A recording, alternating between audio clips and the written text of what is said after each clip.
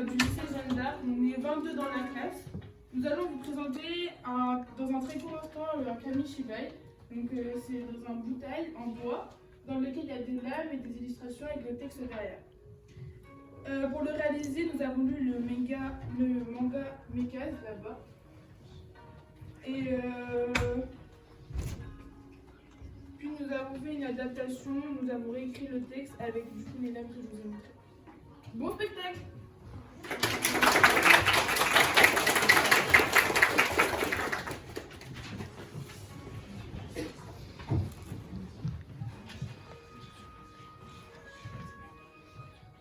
L'histoire se déroule au Japon, au sein du lycée de Tigre Blanc. Dans un futur proche, des immenses machines pilotées par des humains apparaissent, ayant pour objectif de surveiller les frontières japonaises, d'aider la population, de réaliser des combats lors des tournois pour les divertir.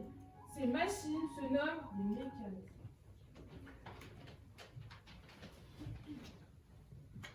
Tako, lycéen en seconde, est un mauvais élève. Il s'ennuie en classe et est souvent puni. Il fait des corvées et ne pense qu'aux filles. Il n'a qu'une obsession, avoir une copine.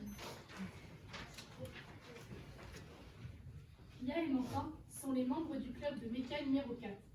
Pia est la mécanicienne du club. Elle est passionnée, s'occupe de construire, de visser et de réparer les mécas. Pia est très proche de sa maman. Elle l'aide au restaurant et garde son petit frère. Mantin, lui, est son assistant. Il l'aide avec les réparations. C'est aussi son meilleur ami, qui est toujours de très bons conseils. Il aime aider les autres. La fin des cours sonne. Tako étant de corvée, il va chercher le nécessaire pour aller faire le ménage. Sur le retour, il passe devant un hangar et entend du bruit. Il s'approche et voit Pia et Mantin. Mantin est en train de perdre le contrôle du méca. Il fonce tout droit sur Pia. Tako se précipite et sauve Pia de justesse. Après avoir remarqué les réflexes impressionnants de Tako, Pia lui demande d'être le nouveau pilote, mais il refuse catégoriquement. Peu après, Tako va à son casier. Une lettre en tombe. Surprise, c'est une déclaration d'amour. Enfin, une fille est amoureuse de moi. Il ouvre la lettre, la lit et découvre que Pia en est l'auteur. Il s'exclame. Quoi? Le carte d'entrée? Enfin, c'est toujours mieux que rien. Tako se rend sur le lieu du rendez-vous tout joyeux. En arrivant, un élève de première D semble très énervé. Tako lui dit de partir car il a un rendez-vous galant. L'élève de première lui demande si c'est bien lui Tako. Il lui répond que oui. Il découvre alors sur le mur un dessin d'un crapaud géant ressemblant à l'élève, accompagné d'un texte. Je te bats quand tu veux, le gros crapaud de première D. Signé Tako. Il comprend donc l'énervement du grand. Le grand agacé déclenche la bagarre. Il commence à frapper Tako. Abattu à terre, Tako se relève, esquive les coups et donne une bonne leçon à son adversaire. Il lui donne un grand coup au visage qui déstabilise son adversaire, qui se montre des réflexes impressionnants de Tako et confirme à Pia que Tako a le potentiel pour être pilote. Le lycée Le Tigre Blanc possède 4 clubs de méca. Ces 4 clubs doivent obtenir un brevet de pilotage qui s'obtient en participant à la première épreuve. Une course d'obstacles à réaliser en moins de 60 secondes. Après cette épreuve de brevetage, ont lieu des confrontations entre les clubs sélectionnés. Le grand gagnant a alors la chance d'accéder au tournoi interlycée qui rassemble tous les meilleurs clubs des lycées japonais. Le premier club du lycée reçoit la plus grosse somme d'argent pour améliorer son méca, tandis que le dernier club reçoit la plus petite somme. Malheureusement, le club de Pia a fini dernier les années précédentes. De son côté, Tako revient voir Pépé, une personne importante pour lui, l'un de ses seuls et anciens soutiens. Il le retrouve dans un garage dans lequel il allait beaucoup quand il était plus jeune. En entrant, il découvre son ancien méca, qu'il n'a pas piloté depuis longtemps. En le voyant, il est ému. Il y retrouve des objets de sa jeunesse. Il ressent alors une pointe de regret et de nostalgie. Quelques jours plus tard, Tako tente de discuter avec Maria, une fille très populaire du lycée qu'il aimerait séduire. Il rougit et devient très gêné devant elle, et maladroitement la pousse. Elle tombe par terre, elle se fait mal. Bah alors, on tient pas sur ses jambes? dit Taco tout confus. La tentative de séduction est ratée.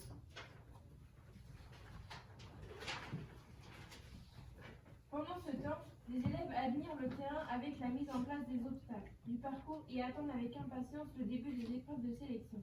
En parallèle, Pia s'entraîne dès qu'elle le peut pour la sélection dans un hangar. Elle tente de piloter le méca. C'est enfin le jour de l'épreuve de brevetage. Les spectateurs s'installent dans les gradins de l'arène de Mecha. Quand soudain, une voix forte se fit entendre dans toute l'arène. Bonjour mesdames, messieurs, élèves, professeurs et accompagnateurs. Bienvenue au lycée du Tigre Blanc pour l'épreuve de brevetage qui nous promet un grand spectacle. Avant de commencer, laissez-moi vous présenter notre formidable jury. Réservez un tonnerre d'applaudissements pour le pilote de génie, notre superstar. Accueillez comme il se doit, qui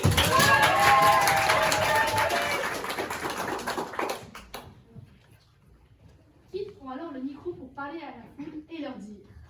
Merci à tous. C'est une immense joie pour moi d'assister à cette formidable compétition. Chers pilotes, ne me décevez pas. Place au spectacle.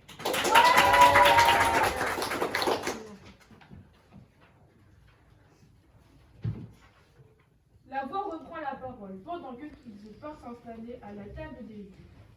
Très bien, chers spectateurs. Laissez-moi maintenant vous présenter le parcours que devront effectuer les mécas des 4 clubs. Tout d'abord, ils devront passer le triple saut avant d'enchaîner sur le saut en longueur. Ensuite, il y aura l'escalier en rondin, suivi de la poutre en équilibre avant d'arriver sur le fameux mur et son pousseur éjectable. Enfin, ils devront réussir à ouvrir la porte de validation pour pouvoir appuyer sur le buzzer et ainsi se qualifier pour le tournoi. Mais attention, le parcours ne sera validé que si le buzzer est déclenché en moins de 60 secondes. Nos 4 clubs s'affronteront donc sur ce parcours de l'extrême. Vont-ils tous y arriver? C'est ce que nous allons voir. Bonne chance à eux!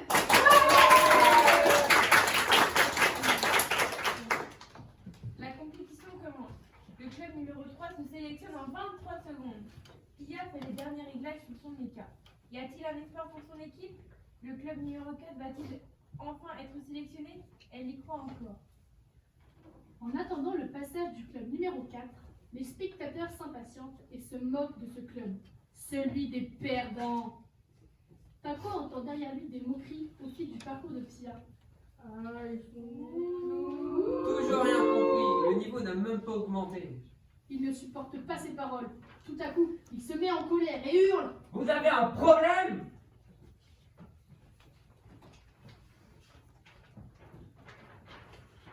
Pendant ce temps, sur le parcours, Pia a les larmes aux yeux.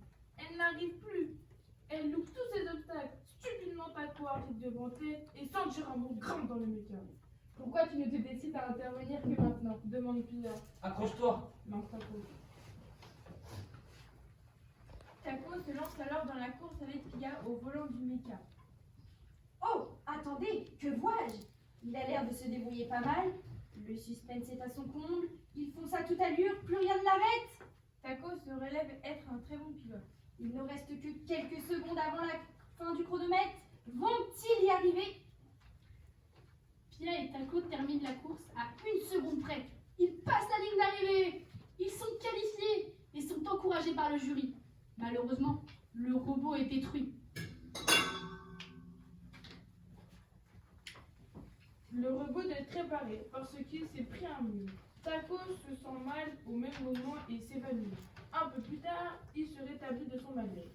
Pia a son chevet, met sa maman et lui demande de venir l'aider au plus vite au restaurant. Le tournoi est toujours en cours. Il reste encore d'autres participants. C'est au tour de Mon du club numéro 1. Il s'élance, il esquive et il saute. Mais quelle agilité! Incroyable! Il vient de pulvériser son propre record. Il l'a fait en 18 secondes. Mais quelle performance inouïe! Après cette épreuve bouleversante, Taco revient voir le fameux Pépé pour trouver du réconfort. Ils réparent ensemble une voiture, puis Pépé provoque Taco en duel amical, comme au bon vieux temps. Pendant son combat, Taco se rappelle de son passé. Dans son ancienne école, Tako a perdu un combat de méca. Depuis ce jour, il ne veut plus piloter, car il a peur de perdre. Il ne veut plus prendre de risques, il ne veut plus échouer. Un peu plus tard, après avoir pulvérisé le record de brevetage, Moon se rend au lycée. Les filles se bousculent autour de lui. Il est très populaire. Moon s'approche de Tako pour le féliciter de sa sélection sans le penser réellement. Il lui prend la main, la serre violemment. Tako a du mal à réaliser car Moon a une main mécanique. La coéquipière de Moon arrête le bras de fer avant que Tako soit trop blessé. Après le bras de fer, la main de Tako est totalement endolorie. Il enrage et se dit. Je vais piloter. Cette fois, c'est bon. Le club numéro 4 a son pilote officiel. Vous pourrez savoir, en lisant le tome 2 et 3, qui va gagner le tournoi. Et si Tako va enfin réussir à avoir une petite copine.